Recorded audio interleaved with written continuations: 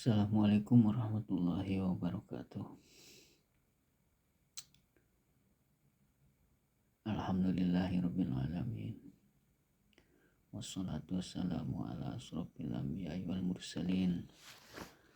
Sayyidina wa maulana Muhammadin wa ala alihi wa ashabihi ajma'in. Amma ba'du. Alhamdulillah, puji kita panjatkan kepada Allah yang mana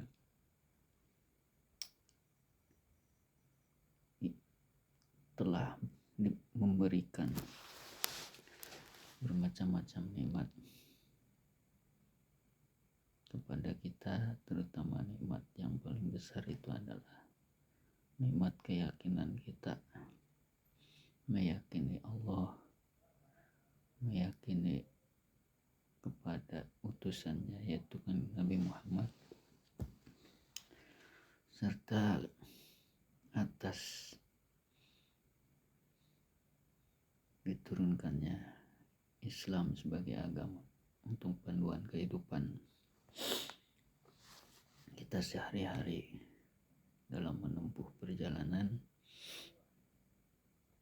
di dunia maupun nanti untuk di akhirat. Dalam pertemuan kali ini kita akan melanjutkan ini mukadimah yang terakhir ini ya, nanti akan masuk ke mulai pembahasannya. Ini sedikit lagi terkait dengan mukadimahnya ya. Sebelumnya sudah dibahas dari awal mukadimahnya dalam kitab ini. Nah, sekarang akan dibahas yang terakhirnya.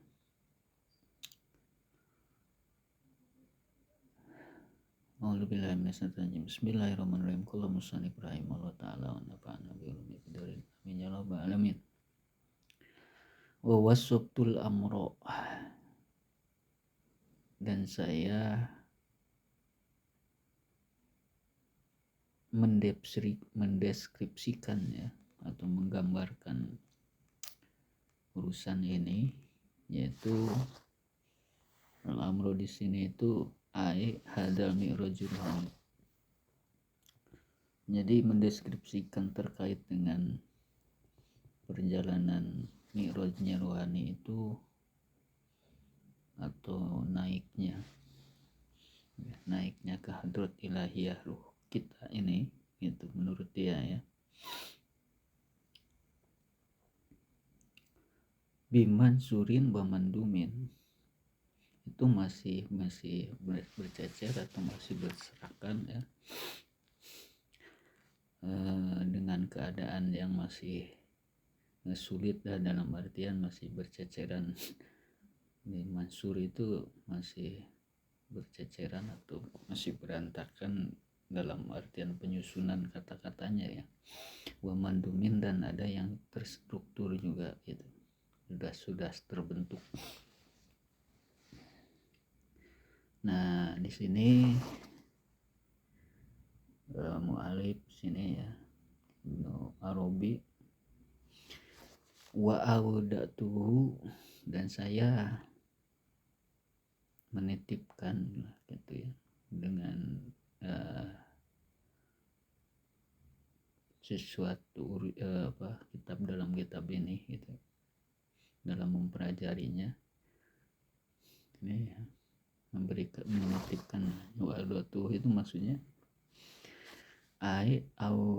audatul mi'raj fi hadal kitab. Jadi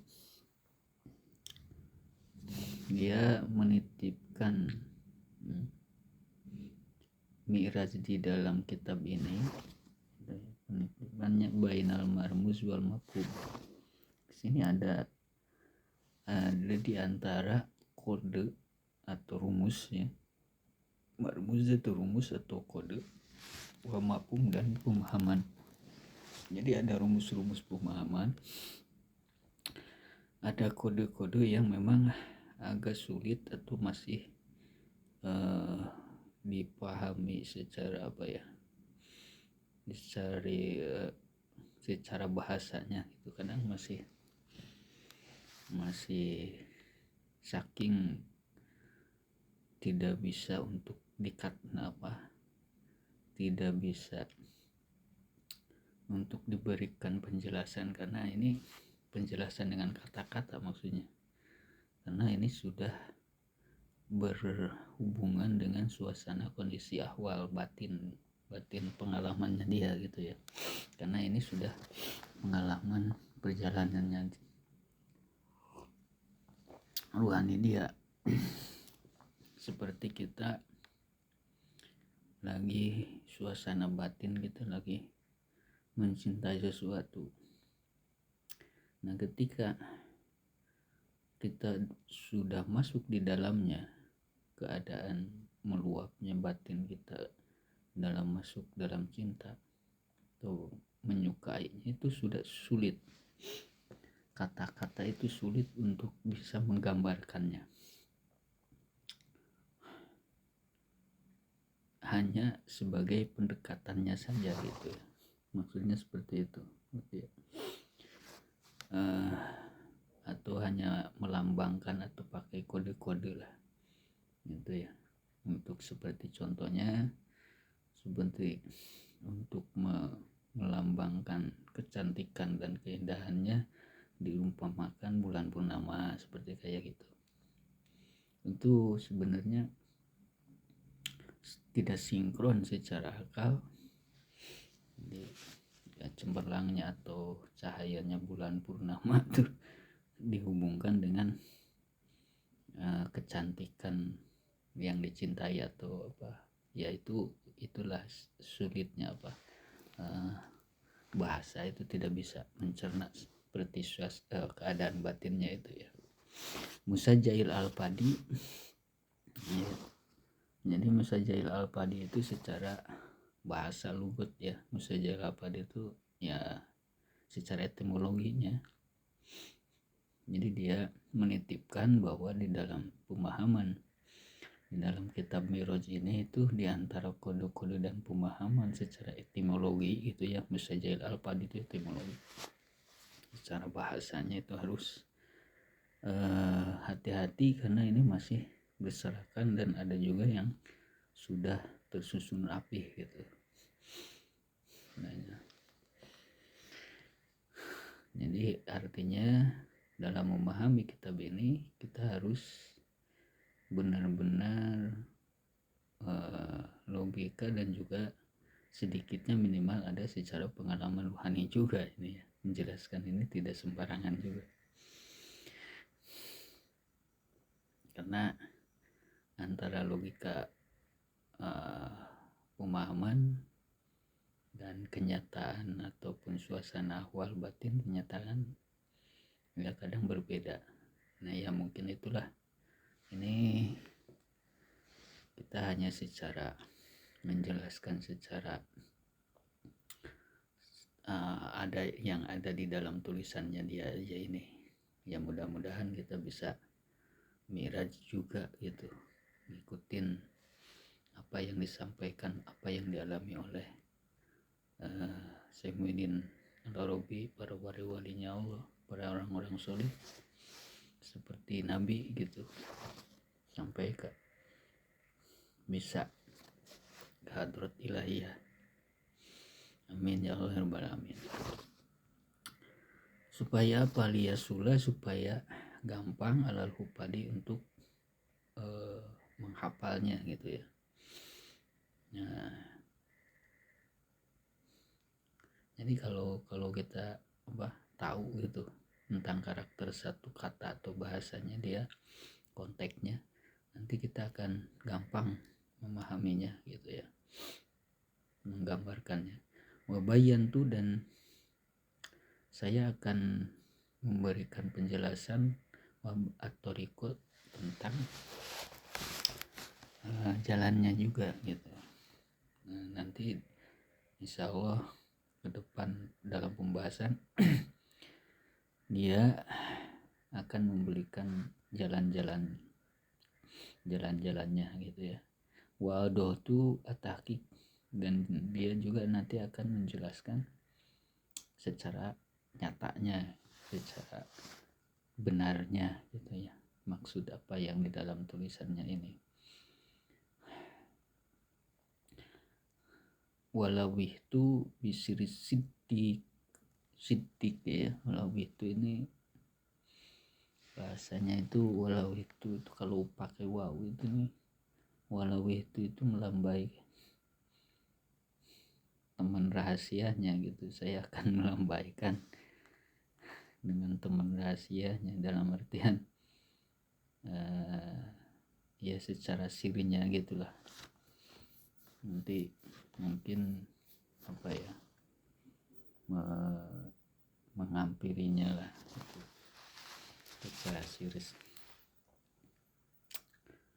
atau dia mendatangi teman rahasianya. Bisa saja itu kalau wala roh itu ya, kalau roh ini. Tapi ini di sini tuh walau wahtu. Kalau walau wahtu itu dalam kamus itu melambaikan. Saya akan melambaikan dengan teman rahasia ya. Berarti melambaikan itu ya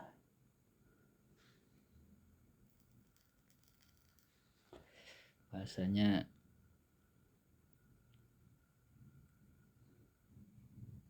ya kalau sudah menggerokkan gitu ya, teman rahasia atau teman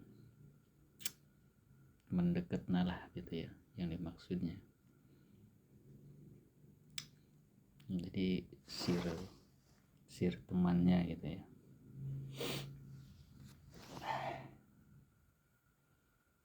Atau apa ya, diri sejatinya emang mungkin ya, kita sah-sah saja, bebas untuk menerjemahkan wala wahtu bisir sidik di sini itu.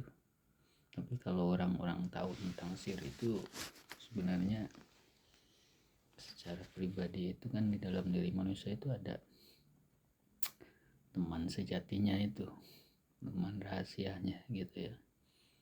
Teman rahasianya itu bisa nanti dia untuk didatangkan gitu ya, dilambaikan, datangkan. Atau secara dohirnya bisa saja dia punya teman yang dianggap rahasia atau punya teman sejati yang rahasia, bisa memberikan penjelasan terkait kesulitan memahami pemahamannya dia, mungkin saja seperti itu ya. Jadi ini pakai dua makna, secara sir dohir dan secara batinnya seperti itu gitu. Warotabtu, dan saya akan menyusunkan gitu ya, dan saya akan menyusunkan al-munajat gitu ya, menyusunkan sebuah rancangan untuk pertolongan. Saya menyusunkan untuk pertolongan untuk supaya bisa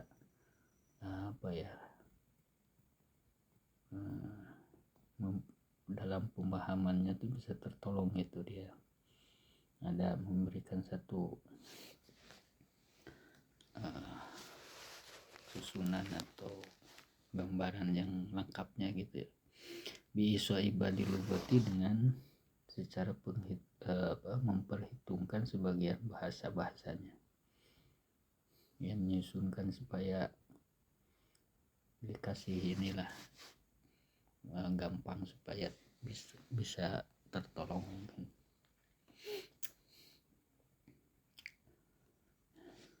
Wahada hina tadi. Nah, dan di sini waktunya saya memulai ya. Wahada hina tadi, mulai dari sini saya akan memulainya. Nah, ini untuk mukodimahnya ya selesai, mukodimah awal dalam kitab ini. Walaihi, dan hanya walaihi, dan atas Allah atawakaltu, saya bertawakal gitu. Wabihi, dan karena pertolongannya tadi saya diberikan hidayah. Nah, di sini dia menjelaskan tentang ketawakalannya, pemasrahan dirinya dia itu kepada Allah, hanya kepada Allah berserah diri gitu ya. Dan dengan pertolongannya saya mendapatkan hidayah gitu. Nah, itu pertanda bahwa semuanya itu adalah dikaruniakan pengetahuan, dikaruniakan pemahaman, dikaruniakan pengalaman itu dari Allah gitu ya, dan diberikan hidayah juga daripadanya. Nah, itu untuk mukadimahnya. Jadi kesimpulannya bahwa dalam menggambarkan atau mendeskripsikan terkait urusannya kitab Mi'raj ini ya, kitab Al-Asra ila Maqamil Asra itu, perjalanan Mi'rajnya itu sangat sulit ya, dalam artian untuk menyatakan dalam ungkapan kata-kata gitu ya, kadang masih berceceran berserakan itu ya, masih belum ada yang tersusun, juga ada wamantumin itu ada yang tersusun dan masih ada yang berserakan, perlu pendalaman, pemahaman mendalam gitu. Pemahamannya mendalam secara bahasa dan juga secara etimologinya itu harus betul-betul paham. Nah, kenapa seperti itu? Karena memang ini perjalanan secara rohani itu ya pengalaman pribadi ya, dia diungkapkan dalam Alkitab ini. Makanya banyak ulama-ulama itu dahulu kontroversi dengan pemahamannya dia.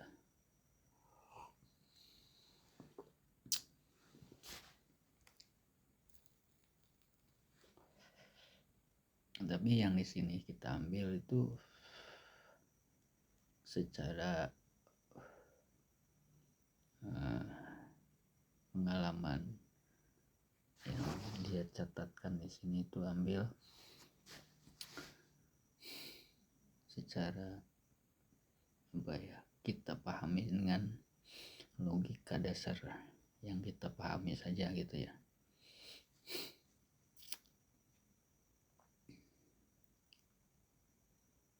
Dan dia juga nanti akan memberikan satu rumusan lah, penjelasan yang sebenarnya di sini. Maka di sini sudah ada di takriran dari bawahnya itu ya, penjelasan, pendeskripsian kata-kata yang sulit itu ada nanti. Nah, untuk mukadimahnya itu nanti kita selanjutnya akan membahas, ini bagian awalnya itu bab pertama itu adalah babus safaril qalbi, itu bab perjalanan hati gitu ya, jadi wisata hati ini. Yang kedua babul ainal yakin, ini bab yang kedua menjelaskan tentang ainal yakin, jadi pandangan atau pandangan basir, pandangan batin yang yakin itu bagaimana gitu ya. Yang ketiga bab sifat ruh al-qul'i, yang ketiga itu menjelaskan bagaimana sifatnya keseluruhan ruh itu bagaimana gitu. Nanti kita akan dibahas. Babul hakikat yang keempat membahas tentang hakikat. Yang kelima babul akal wal ahbah lil isra gitu ya. Yang kelima bab akal ya, nanti yang akan mengantarkan untuk isra-nya. Terus yang keenam bab nafsu mutmainah dan wal bahrul masjur ya, yaitu bab nafsu gitu ya. Nah, untuk sementara kita cukupkan, insyaallah nanti dilanjutkan waktu yang akan datang pembahasannya.